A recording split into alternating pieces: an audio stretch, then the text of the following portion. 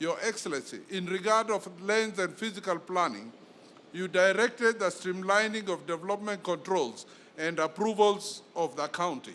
We are now administering the control system for processing approvals and developments. Further, you directed we clear a backlog of 4,400 development applications that had accumulated as backlog by the time NMS took over. Due to corruption cartels at City Hall, I'm happy to report to you, sir, that the 100% of the development applications for submitted have been approved. Your Excellency, in the sector of housing and urban development, we have been working towards delivery of 4 directives within 100 days.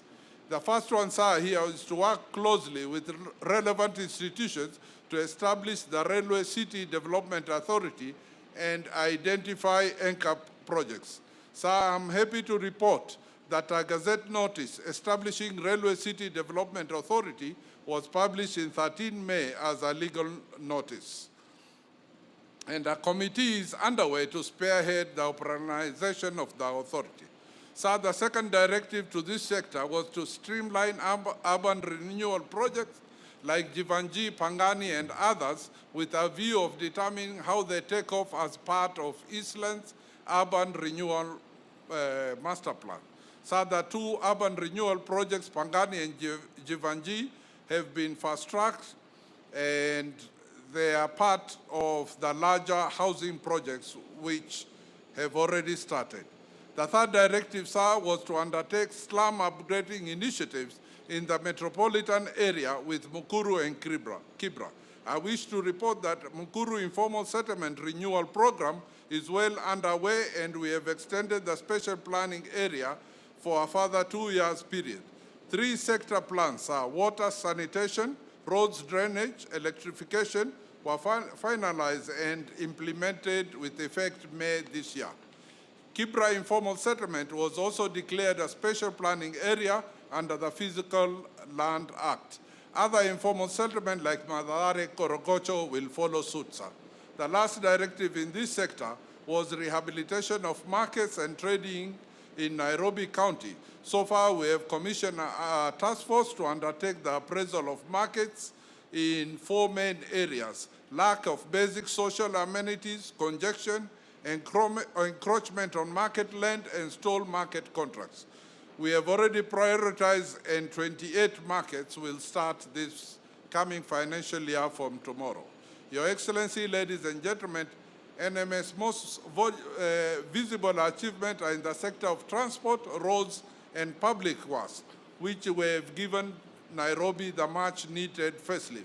On other directive on implementation of Nairobi Urban Mobility Plan, NMS, together with other organs, is implementing the Nairobi Urban Mobility. As a priority, NMT corridors along Kenyatta Avenue, Muindi Street, Wabera Street are over 60% completion. Your Excellency, on rehabilitation and reintroduction of traffic signal,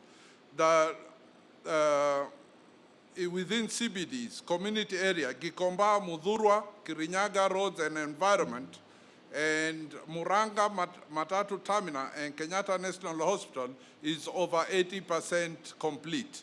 On directive of automated hourly car parking fees in 3 areas, we have integrated the automation of Desai Road, Machakos Bus Station, Sunken Car Park, and Nairobi Law Court into Nairobi Revenue Service Program. On operationalization of Matatu Terminal on Desai Park Road to ease traffic flow in CBD, we are constructing the seminar, and it's 70% complete.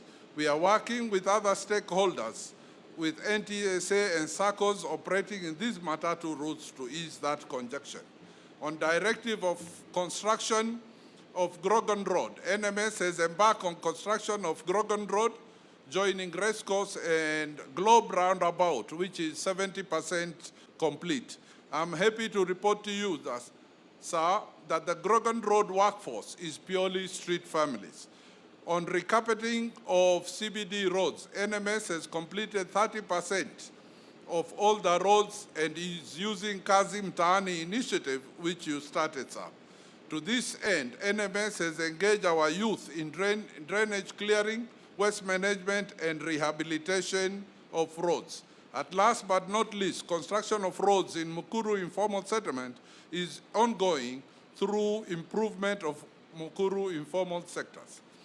Your Excellency, ladies and gentlemen, the directives to environment and water and sanitation has been achieved within 100 days, with the first one being operationalization of effective garbage collection and disposal method. To this end, an average of 2,500 tons of garbage are collected daily, an increase from initial 1,000 tons. And we have already rehabilitated 32 trucks, which will augment the ongoing process. So the second directive in this sector was to crack down illegal dump sites and enforcing effluent discharge, which I wish to report that we have already identified 100 illegal dump sites, and we are mapping out the others. 82 have been cleared, and we are continuing to embark on others. So the third directive was recovery of contested land earmarked for management of solid and liquid waste. So I'm happy to report that all of them have been recovered in Ruai, in Kariobangi, and Current Point. The other directive, sir, was gazettement of solid waste, and we have already gazetted 32 solid waste collection. So on equitable water and better distribution Nairobi directive, Your Excellency, I wish to report that NMS have identified 3 strategies to ensure equitable and better water distribution in Nairobi through borehole sinking, extension of water pipe, and using water bowsers. So far, sir, out of 93 borehole sites, 92 are complete, and the other one will be ready within 1 week. I wish to report that collaboration with Nairobi City Water and Sewerage, 20,903 meters of extension piping is complete and already supplying water to residents, and 13 million liters of water distributed using water bowsers to informal settlement. On digitalization and registration, monitoring vendors and bowsers, sir, we have already gazetted and the exercise is ongoing. Your Excellency, on the directive of beautification, I wish to state that NMS was established, since it was established, beautification activities within the city have been ongoing. So far, open spaces have been reclaimed and beautified, and routine maintenance of activities is ongoing. In collaboration with Ministry of Environment, Michuki Park has been rehabilitated to a botanical garden and recreation park within the urban setup. Your Excellency, restoration of streets and public lighting in Nairobi was another directive to restore a total of 20,000 street lights and public lights to bring the level of working lights to at least 90% of the estimated 65% of the total, which is about 55,000 existing lights. We target to restore 18,000 lanterns and 2,000 floodlights, sir. So far, we have completed that task at 95%. Other directives on this sector was mapping out and street lights and floodlights using GIS coordinates, and that we have already done. Your Excellency, on relocation of power lines and installation of new lights as necessary in project areas was done under the 100 days activities. Other achievements are in street lighting, including replacement of street light lanterns at Park Road with floodlights to ensure the area is better lit. The area of Mariro Market, Jogo Road, Joakali sectors, and others. All these, I'm happy to report, sir, we have already completed.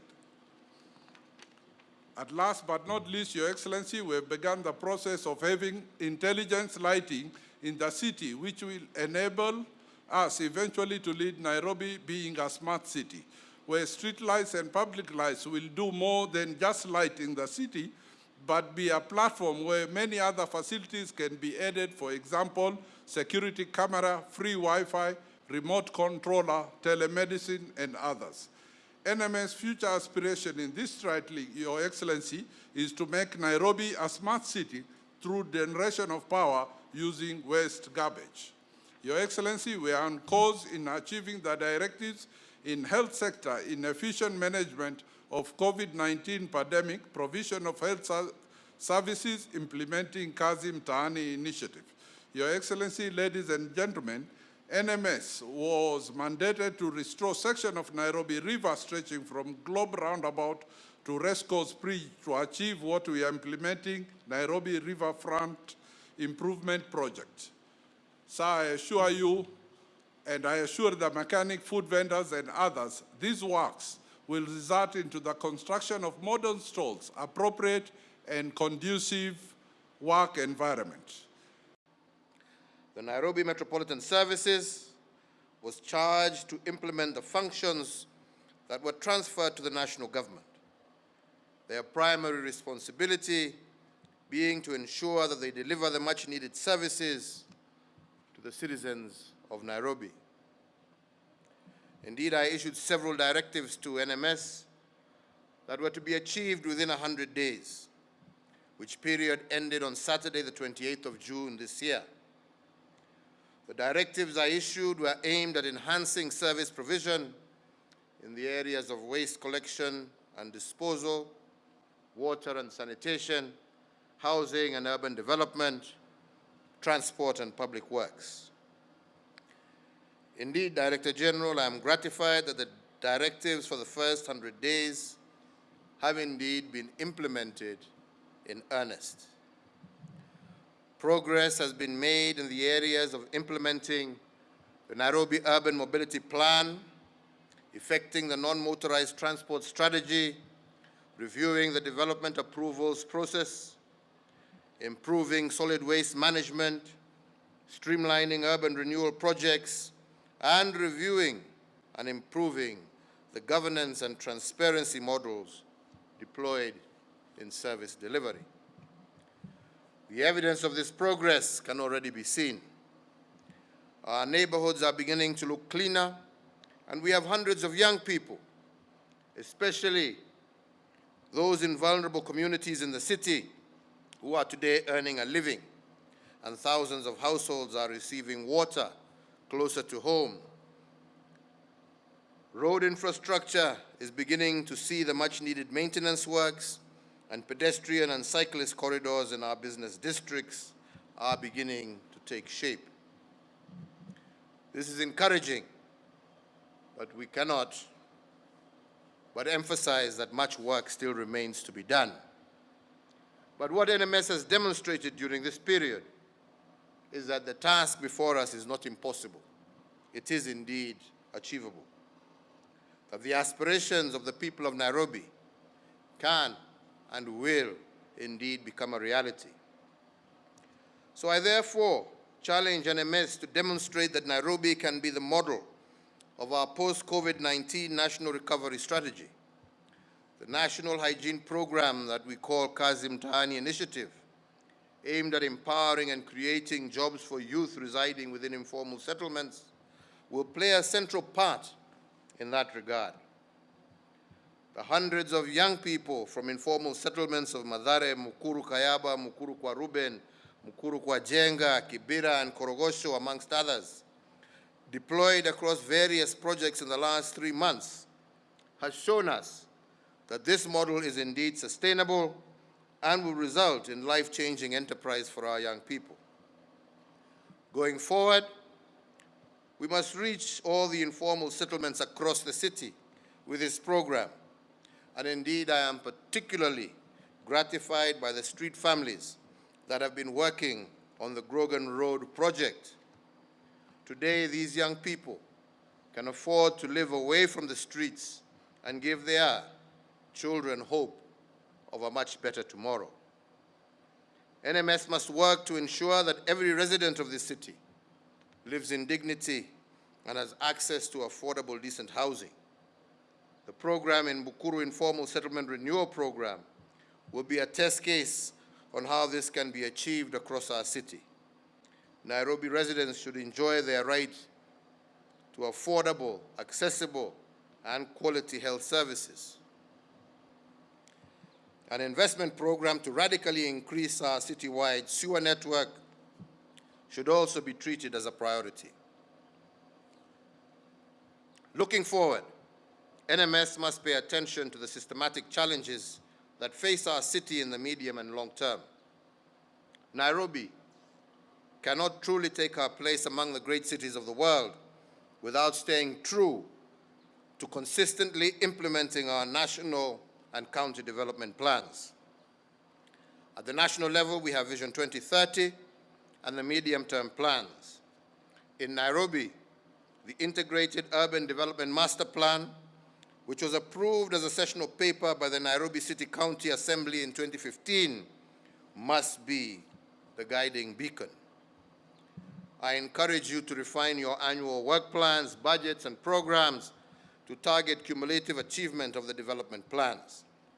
In particular, guided by the new plan, focus must now be placed on delivering tangible benefits in the following critical areas. The urban development program that will accelerate an integrated development model for an inclusive modern city. The urban transport development program that will deliver a world-class efficient transport system, complete with a full range of transport options. Number 3, the infrastructure development program that will support and sustain the development trajectory that we have begun. And number 4, the environmental improvement program that will make our city a beautiful, healthy place to live, work, and play. And number 5, the urban management strengthening program founded on our democratic ideals and national values that will underpin our administration and service delivery models. With respect to doing business in Nairobi, the business re-engineering and citizen supporting services and processes must aim at rebuilding the Nairobi dream, a county where every business person, small or big, will have an equal opportunity to find work or to do business. The enforcement of laws must become enabling, fair, and transparent. By doing so, we will ensure that Nairobi's prosperity will leave no one behind, and we will all make our beloved city a tourist haven with opportunities for everyone, thus making Nairobi a globally competitive city as well as a regional hub. So I therefore continue to challenge NMS to remain true to the founding values of this great nation and continue to deliver services as an accountable, compassionate, and caring institution. I commend you, Maj-Gen Badi, indeed the management and the entire NMS team, as well as the supporting team from national government, for what they have achieved so far and for demonstrating that indeed public services can be delivered with commitment, dedication, and around the clock. I also wish to thank the leadership of the Nairobi County Government, the Governor, the Nairobi City County Assembly, the National Assembly, and the Senate for the support that they have afforded this novel initiative. Without doubt, a whole-of-government approach is what will sustainably change our country for the better. As I conclude, I remind you all that Kenya is known worldwide as the cradle of mankind, and Nairobi is at the heart of that identity. We must therefore make it our every effort to ensure that this city, home to people from all over the world, regains its glory. I am confident in this. It is Nairobi's destiny to be the go-to city in Africa and a leading city in the world. Nawashukuru nyote, asanteni sana, pongezi kwa kazi.